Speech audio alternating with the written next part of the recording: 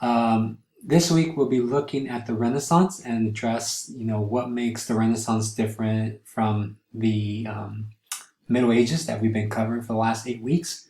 So let's get started. I did have, typically we would do, like we always do, some discussion questions, and but I'll skip these particular ones and I'll do some other ones later. But I do want you to note some of the changes that do take place. Number one of the biggest changes that we see is an economic shift. We begin to see places like Florence and in particular places like the Netherlands, Belgium, that area becomes the most important economic center of this particular age. Prior to this period, as you may recall in the Middle Ages, the Mediterranean was still probably the most significant economic market. But now, in this period, everything begins to kind of shift west and north. But here are some pages in case you want to look that up, because it might show up on the test. Now, number two, we do see some changes, but particularly for women, things don't change that much. Again, the book talks about that. I'm sure the quizzes address that too. As we noted with some of the examples from the Middle Ages, you always have exceptions to the rule. And we do see some women, such as Isabel de Este, who is a renowned woman at this age and does some kind of great stuff in regards to leadership. But for the most part, the expectations for women have not changed much in the Renaissance, which again makes us question, is there really a Renaissance if life has not improved for a good group of people? And then lastly, one change that we begin to see is within the church. Not sure if it's a Renaissance because people have challenged the church since the Middle Ages, but we do begin to see people reading the Bible on their own. There's a few movements that that the reading talks about in regards to certain groups that begin to kind of question the legitimacy of the church, the Catholic Church at this point. But again, that's no different from what we saw in the Middle Ages. So let's start by looking at some of the changes that do take shape. Understand that the Renaissance is really an elite movement. It's really for those who either are of noble classes or are part of this new growing class called the bourgeois. All right. So when it comes to the Renaissance, there is some kind of similarities from the old Middle Ages to today to the Renaissance. You still have this kind of separation of those who work, those who fight, those who pray, but it's beginning to kind of shift a little. So you do have these kind of major estates. The book talks about this. You have the clergy. The second estate are the nobles. They're still in power, but as the reading kind of noted, they begin to lose power, partly because cities are growing. Bourgeois are entering the different forms of government, and they're the ones who are governing. So there is where we see a particular change happen. One kind of shift that we see with the nobles is that with the introduction of gunpowder, they become to some extent useless. Remember that they were established in the Middle Ages to protect the community, the village and serfs. But with the introduction of gunpowder, those skills that they had are no longer relevant in the new type of warfare. So, anybody can take up some kind of gun or if not cannon and shoot that without, these skills that the nobles used to have back in the Middle Ages. So they take on a new role. The reading talks about this, how they focus more on their education, on still kind of practicing their military exercises, but they do it mostly for show. If you ever look at armor from the Renaissance and you compare that to the Middle Ages, their armor is much more decorative than armor from the Middle Ages because they wore it mostly for like parades or just to kind of show off. If you ever go to the Tower of London, you would see old armor from Henry VIII, Henry VII, and it is very intricate in the etching within the armor. So there you do see a bit of a difference. And as I noted, the new noble class, they're more focused on having an education than being that old kind of thug warriors that we talked about during the Middle Ages. And then at the bottom of the society, you have everybody else. One thing that we do begin to see as a shift, so compared to, say, the Middle Ages, is we have a population that's much more urban than previous generations. So that is something that's kind of changing. And then another kind of major difference is that you have the new emerging bourgeois class, as you saw with the video, the Medicis, that first episode that you were assigned. So there we do see a difference. And this kind of graph just shows you the new kind of hierarchy that's in place. As you can see, the bottom part, it's just the majority of people. They don't see much of a difference from one age to the other. So had they been alive in the Middle Ages and gone into the Renaissance, they would have said life has not changed much. So what makes, where is this difference in the Renaissance, right? And what distinguishes one era from the other? Understand that this is sometimes social critics or historians that kind of look back and give these names.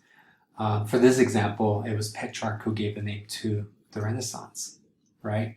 So there are some differences. One of them is the shift from the medieval world to a neoclassic world, where they are heavily influenced by Greek and Roman culture, and we see that in their architecture. As you kind of see these buildings here, they're kind of looking back to Rome and Greece and trying to recreate it. And we're all guilty of that. We do that today, where we look at certain historical periods and say, wow, I wish I was alive in the 1920s or the 1950s, and we tend to romanticize them, even though they were probably not that good to begin with, but we look at them as some special period in time.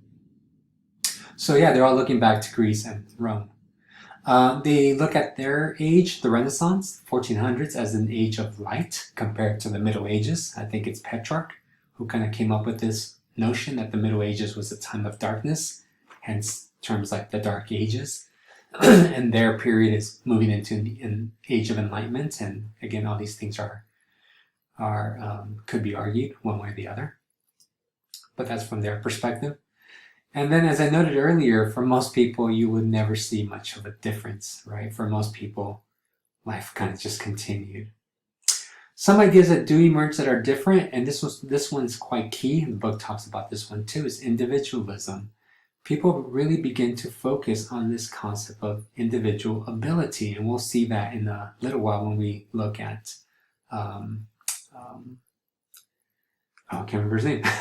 When we'll look at some of the readings. So individual qualities begin to separate from this notion of the community, which is something that we see in the Middle Ages, where everybody's dependent upon each other in these small villages. Individual ability really begins to stand out. However, I did argue that the Middle Ages did have elements of this. Another important difference between the Middle Ages and this Renaissance period is secularism. People begin to focus more on the natural world, the real world, whereas the Middle Ages was focused on the supernatural, with God always interceding in people's lives. People believing that the Black Death was caused by God's wrath. The Renaissance focused more on the ability to use nature and understand it, not from a spiritual sense, but from a natural sense, and this kind of gives birth to the scientific era. So they focus more on the real world rather than on the spiritual. That doesn't mean that they stop addressing God or things like that, but definitely there is a bit of a shift there. So some ideas that emerge that are brand new are this notion of humanism. And humanism is something that we do as historians. We've been doing that in this class, right? Most of the questions that I ask focus on you rationalizing ideas, reading them, thinking logically, rather than just saying, oh, it's God, right? So that becomes an important shift in the way people begin to look at the world.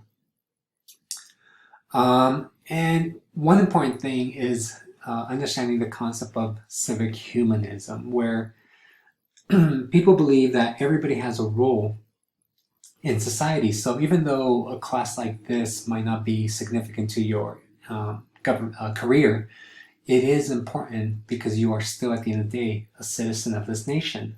So you might be thinking, why do I have to take History 101? Well, outside of your job, you do have to vote, right?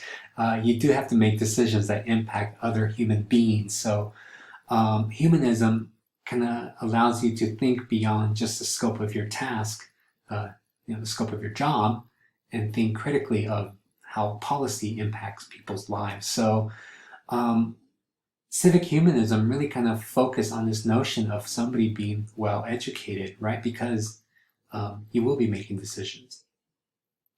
And in doing so, it makes you a better person. So it's great that you know everything there is to know about engineering, but what do you know about policy? What do you know about different human rights, right? Engineering ideas, formulas might not transfer over to some of these social issues that impact society. So having a well-rounded education, knowing engineering, but also knowing, philosophy, history, sociology, all these different other fields makes you a better citizen. And at this time, it's just men who got this education, right? And also we begin to see society moving away from a feudal system, hence the Middle Ages, to a republic. A republic is like the United States, where people do have a representing body that represents their voice. So Italy is probably the best example of where this is happening. The book talks about these two men, so I won't spend too much time, but it talks about Lorenzo Valla, where, again, they're kind of looking back at Rome as the golden age for many of them. And Marsilio Ficino, who kind of reintroduces Italy to some of these ancient writings. The Middle Ages, again, focus a lot on Christianity, Christian writers, such as The City of God that we read. And some of these, what they would consider pagan writers, at least in the Middle Ages, had essentially disappeared. So a lot of these thinkers, what they're doing is retranslating them in the vernacular so people can read them. And as the video noted, right, people begin to look at plays about Plato and Aristotle and things like that. So it is an exciting time to be alive. I don't have much more to add. I just want to conclude this lecture, but also address our field of history, of how the Renaissance transforms what we do as historians. Many of the historians during the Renaissance actually look back to people like Thucydides from the Greek era, who, as we stated earlier, moves away from this kind of supernatural and provide real kind of critical analysis of historical events. And this is something that's taken up by historians in the Renaissance, where they're advocating this notion of education, right? The more education you have, a better analysis you're going to be able to provide, more answers. So education becomes critical in doing not only history, but almost every field during this period. And the liberal studies really begins to kind of flourish during this period because like ancient Rome, they focus on the ability to analyze, the ability to be rhetorical, have had these skills that to some extent had disappeared in the in-between age. One thing historians begin to focus on in the Renaissance is this notion for truth. As we said earlier, that the Middle Ages, not that they were lying, but if you can remember Thomas Aquinas' Existence of God, the default answer was God, and these guys were kind of moving away from that and saying, no, there must be further truth out there, and it's just a matter of finding it. So this kind of pushes history into a new direction where they begin to look at the previous age. Remember that they're looking at it from the period of the Renaissance. So the previous age they define as barbaric, and this age as an age of enlightenment. Also, they've used archives, which is something we still do as historians. We look at archives, we look at historical material, and we analyze it and we come up with conclusions. So searching the archives becomes very important to our jobs. And then lastly, as stated earlier, they do critical analysis. It's not just a guessing game. It's, seeing patterns in history, looking at material and analyzing it, and not just go with some default answer. It's just being critical as to why things were said or why things were written down in a particular perspective. So definitely critical analysis is something that we do as historians, but that you all do as college students. So this becomes very important in our field. And ultimately, if you do all these things, it should lead you to a truth. So I put it in quotes because philosophy has taken it into a whole different direction, as kind of question whether absolute truth exists. But nevertheless, in the Renaissance, they believe that truth can be sought by doing all these different things. So conclusions, what do we learn? What do all these things have in common that we talked about, from the readings to the beginning of the lecture, is that there's a shift to the secular world. Unlike the Middle Ages, where the supernatural and, again, God plays such an important role in people's lives, that does not become the definitive answer for many people during the Renaissance, though God is still in existence, right? People still are very religious. Reason becomes a tool that people use to understand why things happen. So from Machiavelli's piece, he really looks at how humans are just looking out for their own self-interest. So reason becomes very important. Erasmus's Prince seems probable, but more illogical in this kind of world where people are really looking after themselves, as Machiavelli kind of noted. People look at the ancient world. Again, they become the model for this period, looking at both Greece and Rome. They make sure that they utilize analysis, that they're not just coming up with opinions, but they analyze the material. And, they focus on education. Education is a tool to give you the ability to be critical of different questions in life. So education started off in the Middle Ages, but really begins to kind of filter down to different places. And one of the places that we'll see is with the Reformation. All right, so we'll stop it there, I think.